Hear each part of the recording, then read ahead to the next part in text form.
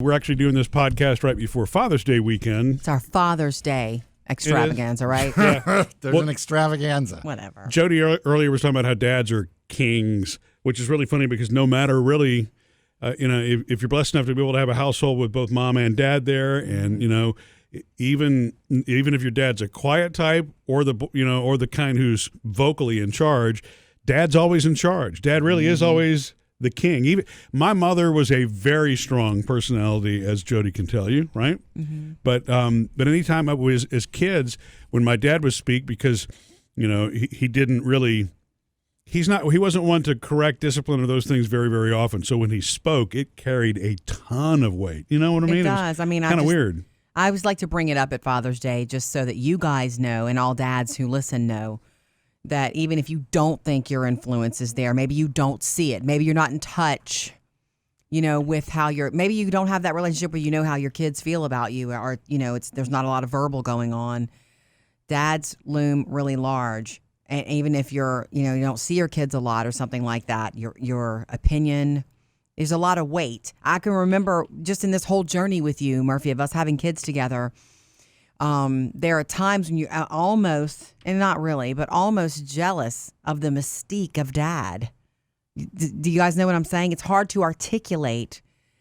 There's something so powerful about your presence, what you think, Mm-hmm. It's Murphy, a massive influence. What you were saying about your mom, but you're still, revere dad. It was the same thing. My mom is still that way. My dad's been gone 10 Your dad years was now. quiet. My dad was quiet. Mom was kind of the rule maker and the do this and the do that, but you still respected dad for his position because you still looked at him that way. Like, right. Yeah, he's running things here.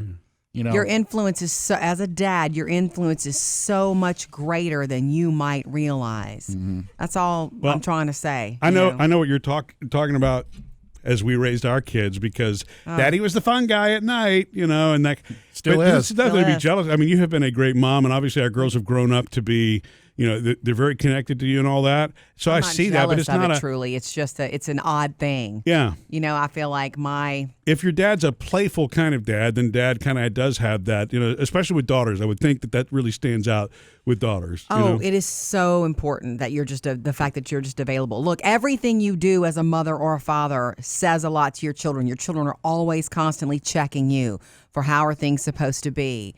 And how you show them is what they expect of the world. You know what I mean? Oh, it's funny you say that, because there's a church I pass on the way home that has that on their sign right now. What? It's something along the lines of, you're going to lead your kids by your actions, not by telling them what to do. It's true. They see you, and that's how they're going to live their life. It's so true, and it works in the opposite effect too. If you're in a situation, if a kid who's listening to this is in a situation where your dad is not present in your life, it's big. It's big that they're not present. It's big that they, I will tell you, I do have a friend, and I would never reveal the name, but the dad was there but not available when she was growing up. And so that spoke volumes to her. Mm-hmm. And what it said to her was, well, I just don't matter, apparently, to him. And that has been a difficult thing for her in her life. And it chased her whole life, just feeling like I don't matter when I should, when I see other kids and friends, dads, show up for the ball games, and things like that. So everything you do looms more largely than you even realize. And I don't know that dads realize it as much as moms. I know my influence. I know as soon as something goes wrong, they're looking at me, or they're calling me and texting me and calling my name. I know how involved it is. Mm-hmm. Dads sometimes don't realize it. That's all. Everything you do it does loom large, and what you think of them, they'll think of themselves. So let them know. Let kids know that you accept them exactly the way that they are. That's a huge one. Yeah. Mm-hmm. Huge. On the fun side of things, I'm looking forward to spending time with my dad. My mom passed away a couple of years ago, and so I guess of the three of us, I'm the only one that actually still has my dad. Jody's lost hers as a teenager, and Sam, yours passed away 10 years ago. Yeah. And so my dad is telling more stories now than he's ever told before, which are really cool. And so I'm hoping I get to enjoy more of that on Father's Day when we visit with him. Yeah. He was telling me, because I call him a couple of times a week just to check on him, and he was telling me the story of my grandfather. my grandfather was very much the mechanic type. That's how the conversation started. My grandfather could fix anything. And, he was from the greatest generation, World War II vet, all that. And so my dad in the family grew up really feeling that he was the one, my grandfather. I don't know if he invented the electric dryer, but here's what he did. That's the story. There were no commercial electric dryers being made in the 1940s. Yeah. And he fashioned one. I don't know how you do this safely at all. But I guess, It was the 40s. There is no safety. So the washing machine was a front loader. I thought that was kind of a new thing, but I guess it's a retro thing. Washing machines were Bendix washing machines were front loading machines. And what he did is he modified the door and put some sort of heating fan thing in the front of it. And you would turn the water part off, not run it. You would have to be in the spin cycle only to do this, and plug it in, and then the clothes would dry. There were no commercial dryers, so he fashioned one out of a washing machine, and he probably should have patented that. You know what I mean? You think? But that's the kind of inventive mind that he was, and I'm just fascinated by those kinds Necessity, of too. stories. And so, to me, that's also just the power of the dad thing. Being able to spend a Sunday connecting like that and just learning things from your past, just the casualest of conversation, it's priceless. It's, you know what I'm saying? It's more rewarding to me than, watching his face necessarily opening a gift, just being able to share that And time. probably to him, too. Yeah. It's good for him to tell those stories. Yeah. And to visit. And it's funny because it's about his dad, and I guess as time goes on, it makes him seem larger than life. My grandfather's been gone a long time. He passed away in the late 70s.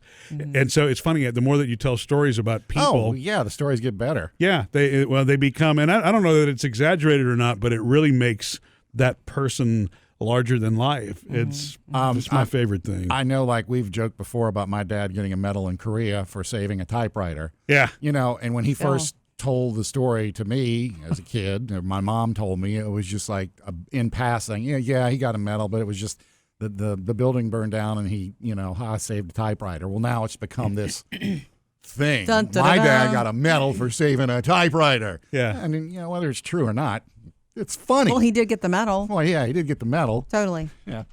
But yeah, it's so funny. My grandfather probably does things that I wouldn't try today.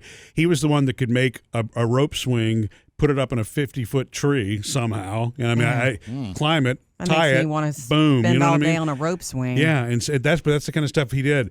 He actually All right, Murphy, let me stop you there. Okay, let's say you had to do that. What would you do? hire somebody. So 2019. That is so dangerous. You have insurance? Or you bring in a lift, you know what I mean? Yeah.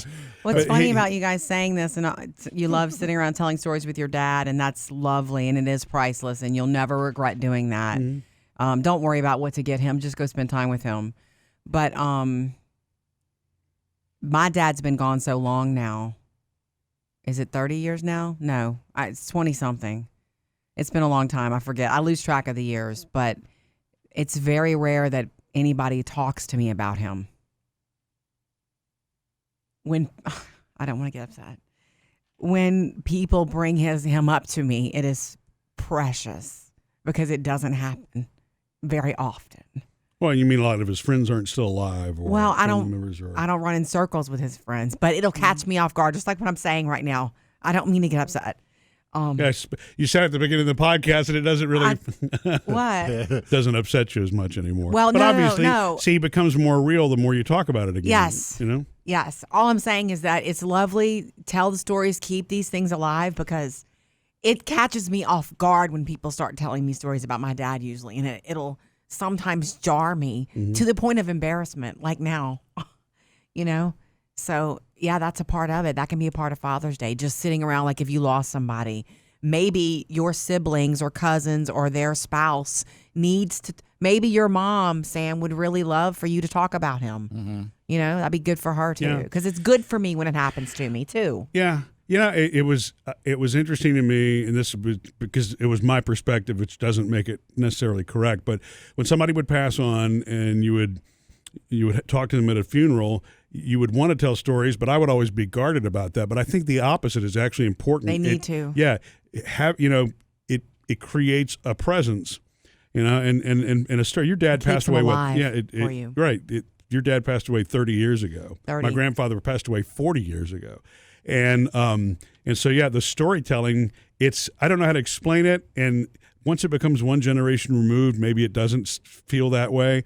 But it doesn't speak them into a physical, you feel it presence, but it speaks them into an existence again. I don't know how to explain it. It's keeping their memory alive or speaking them into. It makes them real again. Yeah, but not in a hokey way. You know what I mean? No, not in a hokey way. That's what you hope for, isn't it? Yeah. Don't you hope that when you're gone, that your children tell all those stories about you? Yeah. Of course. Well, like Of course. my dad dying 10 years ago. Maddie and Parker were 4 years old, so they really don't remember him except for being in pictures. Yeah. So You got to tell that. he's not real to them. But when Yeah. I say Pop used to do this and Pop did that, and when we were kids, Pop, it's like, okay, there was a guy named Pop and he did Yeah. do these things, and Yeah. he was human and he was funny and he was real. Yeah, and one day they will understand that in a different way. Once I die, They yes. just can't now. Yeah. Yeah, and it's weird while you're alive. You wish that on anybody. You know what I mean? It's the No. Oh God, Right. no. my grandmother. What Jody just described about her dad and that catching you off guard. And that's interesting because I haven't seen you get upset about him in a while. Doesn't mean you don't. But the other day there was somebody who was buying a piece of furniture for me and Jody, a friend of ours, Donna, and we hadn't seen Donna in 20 years, probably something like that. And she says, what I really love about this is, this was Heidi's. And Heidi, of course, being my grandmother, and I didn't realize, that she knew that piece of furniture was my Well, I grandmother's. just told her. Okay. I said this was Heidi's. She goes, "What?" Yep. And then, so I didn't catch that, but I'd forgotten that during the time period that we saw a lot more of her, that she was aware of my grandmother. And when she said that, it just it did that thing where it makes it real again. Yes. I love my grandmother's legacy being kept alive by that in stories, because she would be 106 or something like that, now, and the more that time passes like that, It's because she meant so much to you. Yeah. That you want that. and so back to the dads and the sharing stories, whether it's dad or mom or whatever. Yeah. Just taking a family weekend like this where family's going to be together anyway, the more you tell those stories, the more likely they're going to be passed on. Even if they're in writing somewhere, there's still something special about hearing that from another family member. Yeah. So that you remember that and then pass it along. And it's pass it good for along. everybody. It's good for everybody. Yeah. There's no good that can come from just suppressing it and watching TV or something stupid like that. Right.